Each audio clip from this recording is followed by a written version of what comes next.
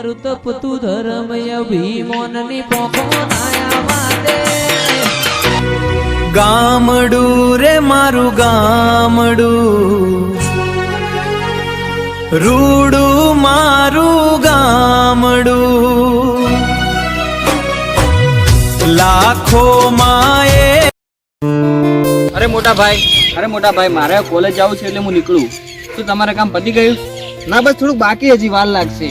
તો મદદ કરાવો તમે કહેતા હોય. ના તું ભણવાનું કર, હું આ બધું સંભાળી લઈશ ખેતીનું. તો હવે હું આજનો દાડી આજુ તમારી મદદ કરી નાખું. આજે મારે કોલેજ નથી જવું. ના નાનકા તું ભણવાનું કર, હું કીધું ને આ બધું સંભાળી લઈશ. તારે તારું ભણવાનું કર. આટલી ગરમીમાં તમે એકલા? અરે નાનકા, એમને ખેડૂતને અન્નનો દાતા નથી કહેવાતો. ચોર ખાય, મોર ખાય અને ચકલા ખાય. જે વધે ને એ જ આ ખેડૂત ખાય. અરે મોટા ભાઈ, વધે ક્યાંથી ખેડૂત ખાય? વધે તો મોટા મોટા વેપારીઓ ખાય છે. ખેડૂત તો ખાલી આ બસ મજૂરી કરે અને પરસેવો પાડે એ જ છે. અરે નાનકા, તું આ બધા ચક્કરમાં ના પડ. અમે તો આ બધું સંભાળી લઈશું અને જે થવાનું તો થઈ ગયું છે. જેને ખાવું જે ખાય, પણ ઉપરવાળો જોઈ રહ્યો છે મારા ભાઈ. બસ તું તારા ભણવામાં ધ્યાન આપ. સારું તો મોટા ભાઈ હું જોઉં. હા મારા ભાઈ, જા હો.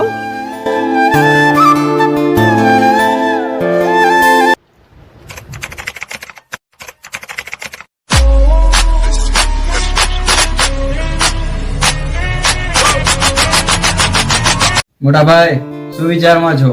વિચાર તો બહુ મોટો છે, પણ એના માટે પ્લાન રચવો પડશે. તમે કયા પ્લાનની વાત કરી રહ્યા છો? એક મને બહુ મોટી ડીલ મળી છે, એમાં મને ભાગીદાર કરવાનો છે, પણ એમાં બહુ મોટી જમીન જોઈએ છે. 18 થી 20 વીઘા હોય ને એવી. આપણા ગામમાં કની પાસે હશે એટલી જમીન? આ ડીલ બહુ મોટી છે અને આ ડીલમાં આપણને ફાયદો પણ બહુ મોટો છે. પણ આપણે આટલી જમીન લેશું કના જોડેથી? ગામમાંથી ખેડૂતો જોડેથી લઈશું. એના બદલે આપણે થોડા રૂપિયા આપીશું અને ખેડૂતને ભરમાવીશું, લાલચ આપીશું થોડી.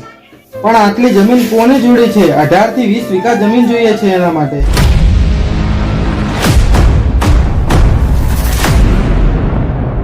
હા, છે જમીન. પણ કોની જોડે છે? હા, ગામમાં 2 ખેડૂત છે જેમની પાસે 20 વીઘા જમીન છે. એનું જ આપણે કંઈક કરવું પડશે. તો શું એક ખેડૂત માનશે ખરા? અહીં માને તો કઈ નહીં, પડાવી લઈશું જમીન એમના પાસેથી. તો સારું, આપણે કાલે જઈશું એમના જોડે, ખેડૂતો જોડે.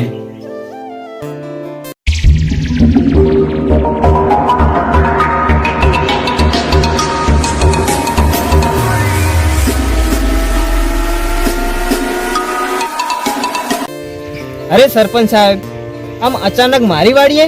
અરે હું ક્યાં મોટો માણસ છું, હું તો ધૂળ બરોબર છું. અરે સરપંચ સાહેબ, આમ આવું બોલીને અમને શરમમાં ના નાખો. સરપંચ સાહેબ, આમ અચાનક મારી આ વાડી આવવાનું કારણ? કાકા, તમે આ જમીનમાં અમે પરસેવો પાડી પાડીને શું પેદા કરી લેશો, અને આમે આ જમીનમાં કશું મળવાનું નથી તમને. અરે સરપંચ સાહેબ, કરીને તો અમે શું કરીએ હવે? એક બાજુ મારો ભાઈ ભણવાનું ચાલુ છે, એનો પણ ખર્ચો ઉઠાવવાનો. કદાચ મારો નાનો ભાઈ ભણીને આગળ જશે તો કદાચ આગળ અમે આ જમીનમાં કંઈક કરીશું. તારો ભાઈ ભણશે ભણશે ને ભણશે, એ તો ભણશે, પણ તારા શરીરનું શું? તારા શરીરને તું શું કામ તોડી નાખે છે કામ કરી કરીને? અરે કાકા, તમને ખોટું ના લાગે તો એક વાત કહું. કો સરપંચ સાહેબ, તમારી વાતમાં શું ખોટું હોય? કાકા, તમારો નાનો ભાઈ તો અમે ભણે જ છે, એનો ખર્ચો પણ થતો હશે, અને અમે પણ તમારે ખાવા પીવાનો ખર્ચો થતો હશે. જોવે તમારે પણ પૈસા જોવે, એવું કંઈક કરીએ કે તમારે જિંદગી મજૂરી ના કરવી પડે. સરપંચ સાહેબ, એવું તો શું કરવું છે? તું આ જમીનમાં અમે કઈ લેવાનું નથી. આ જમીન તું વેચી નાખ અને આના તું રૂપિયા લઈ લે. અરે તમે શું બોલો છો? આ જમીન વેચું એમ ને હું? અરે યાર, આ જમીન તો મારા બાપ દાદાની નિશાની છે. હું કઈ રીતે વેચું આ જમીન નહીં? પહેલામાં અને અત્યારમાં ફરક છે. પહેલામાં અને અત્યારમાં ફરક એ છે કે ખર્ચા વધી ગયા છે, અને અમે તારા ભાઈનું ભણતર ચાલુ જ છે, એટલે એનો ખર્ચાનું નહીં જોવાનું તારે. મારા ભાઈને ભણવા માટે તો આ હું મજૂરી કરી રહ્યો છું. જો હું જમીન વેચી મારું તો હું કઈ રીતે પૂરું કરું બધું? વેચીને આના પૈસા મળશે, તમારી બંને ભાઈને જિંદગી આરામથી નીકળી જશે. ના, આ કોઈ કાલે હું જમીન નહીં વેચું. તો તમે જમીન બાબતે આવ્યા હોય ને તો મને માફ કરી દેજો. તમે જઈ શકો છો તમારા ઘરે. સારું, ચાલો.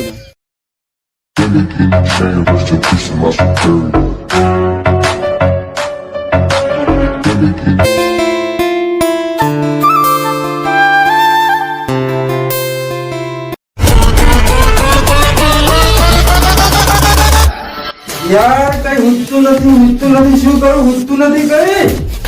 જમીન તો જોઈએ મારે. જમીન તો કોઈ કાજે લીધા વગર નહીં રહ્યું એના જોડેથી. મારો આખો પ્લાન અને આખો મારો બિઝનેસ રોકાઈ જશે એક બે કોડીના ખેડૂત માટે. શું કરું કઈ હુજતું નથી ને. આ તો કામ થઈ જશે ને. હા તો આમાં કઈ ગડબડ ના થવી જોઈએ. હા કામ થઈ જવું જોઈએ મારું આટલું. અરે ભાઈ હવે આટલું ટેન્શન લેવાની જરૂર નથી. ફક્ત એ જમીન આપણી જ છે. મેં મારો પ્લાન રચી ચૂક્યો છું. એ કેવી રીતે? પેલો બે કોડીનો ખેડૂત ક્યારેય નહીં માને. એ હવે બળથી નહીં, હવે કળથી કામ લેવાની જરૂરત છે આપણે. એ તો બધું ઠીક છે પણ આ બધું કઈ રીતે? સાંભળો.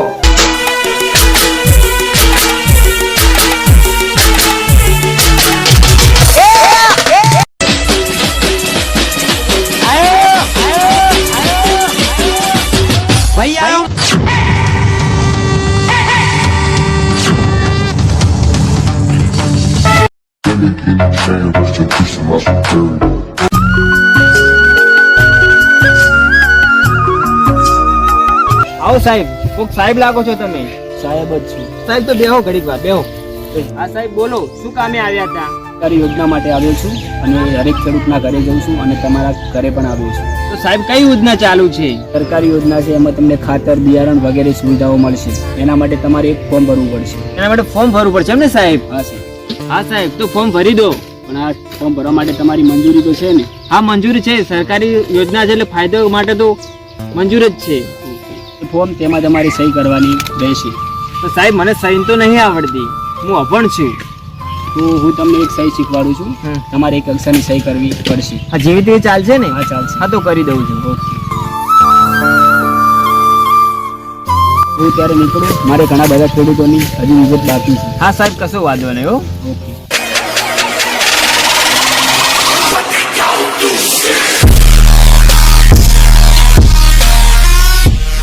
અહીંયા ત્યાં આગળ પ્લાન્ટ બની જશે અને કાલે જ આપણે બિલ્ડરને ફોન કરીને બિલ્ડરને બોલાવી દઈએ. અરે યાર આજે તો ખેતરમાં જવાનું બહુ મોડું થઈ ગયું છે. અરે આ કોણ છે મારા ખેતરમાં? લાગે છે પેલા સરપંચ એના લોકો જ છે.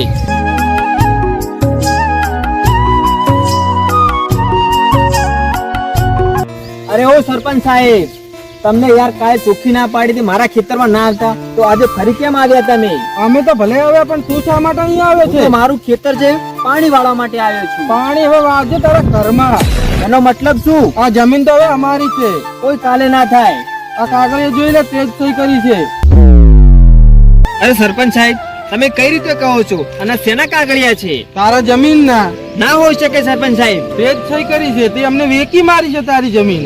તો કાગળિયા કઈક જોયેલા છે.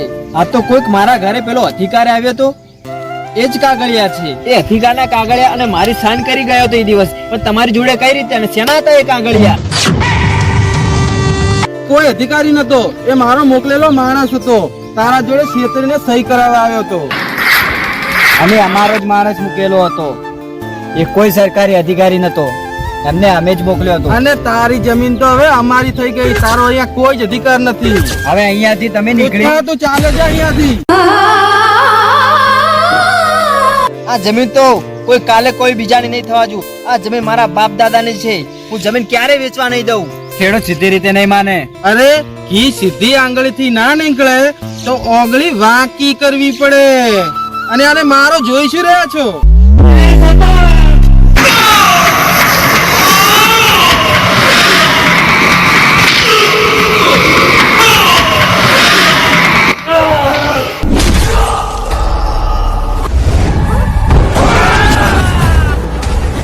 એ બે કોડીના ખેડૂત, આ બે કોડીના ખેડૂતને મારો.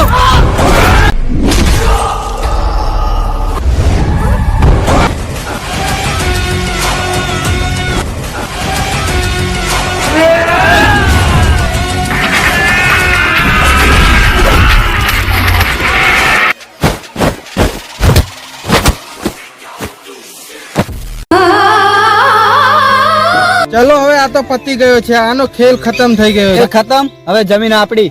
ચાલો હવે. હા ચલો.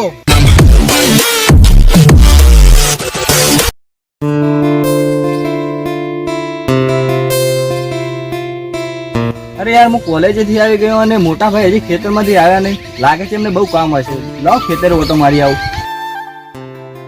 અરે મોટા ભાઈને શું થઈ ગયું? અરે મોટા ભાઈ શું થઈ ગયું તમને? અરે મોટા ભાઈ કોને કર્યું? મોટા ભાઈ ભાઈ ભાઈ તું આવી ગયો? ભાઈ ભાઈ પેલા સરપંચ નથી આપણા ગામનો એ અને એના માણસો આવ્યા હતા આપણી જમીન લઈ લીધી છે છીતરીને ભાઈ મોટા ભાઈ તમે દવાખાને લઈ જાઓ. ના ભાઈ મોટા ભાઈ ચાલો. દવાખાને જરૂર નહીં પણ સાંભળ મારા ભાઈ જે આપણી જમીન લઈ લીધી છે ને એ તું પાછી લાવજે મારા ભાઈ. મોટા ભાઈ તમને વચન આપું છું કે આપણી જમીન હું ગમે તે ભોગે પાછી લાવીશ. જ્યારે એક ખેડૂતનો દીકરો મળશે ત્યારે 1000 ખેડૂતો પેદા થશે ભાઈ. મારા જેવા ખેડૂતો આ મોટા માણસો કેટલા છેતરીને જમીન લઈ લીધી છે પણ મેં તને આ માટે જ ભણાવ્યો હતો મારા ભાઈ કે કારણ કે આગળ ખેડૂતોને આવું મરવું ના પડે. મારા ભાઈ તું ભણજે લોકો હોય એમને તું જરૂર બદલો લેજે. મોટા ભાઈ તમારું સપનું પૂરું કર્યું, ખેતી પણ કરી ને ભણશું પણ. મોટા ભાઈ આ પાઘડી નથી, આ કફન છે. એમ દરેક ખેડૂતનો દીકરો હવે માથે પાઘડી નહીં પણ કફન બોધીને ફરશે.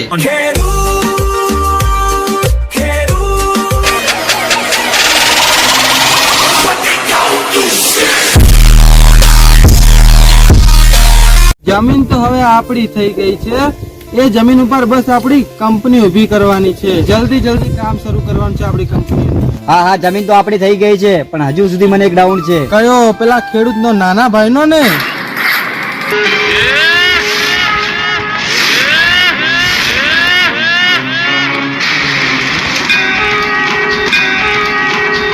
જેનું નામ લીધું એ જ આવી ગયો ને? આજે તો એનો પણ ખેલ ખતમ કરી દઈએ. એ ખેલ તો હવે તમારો ખતમ થશે. સરપંચ હવે તમારા ખોટા કામોનો અંત આવી ગયો છે. હા મેં જ માર્યો તો અને તને પણ એના ઘોડે જ મારવાનો છે. અધિકાર માગે ના મળે તો હક થી લઈ લેવાનો હોય અને અમારે તારું ગળું લઈ લેવાનું હોય.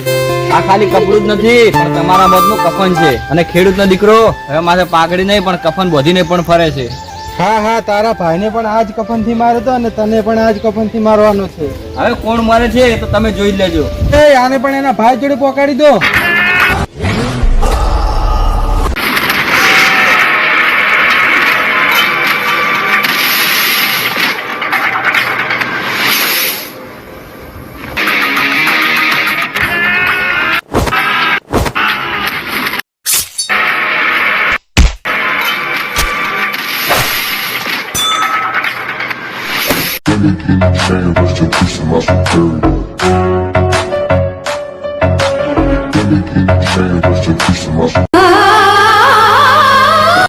યાદ એવી હોય છે જે યાદ કરી ઓઠ હસી રે પડે, આંખ રડી રે પડે, ઓઠ હસી રે, આંખ રડી રે.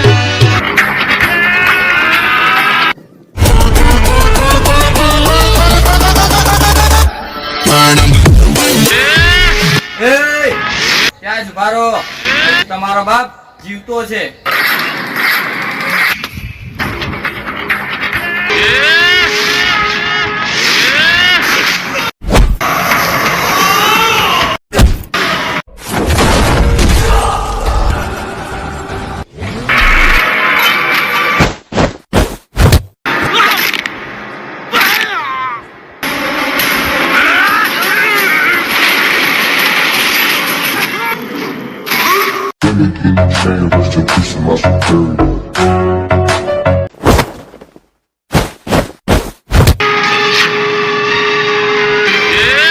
આજ કફન મારા મોટા ભાઈનો હતું. આજ કફનથી અમને મારીશ તો જ મારા મોટા ભાઈને આત્માને શાંતિ મળશે.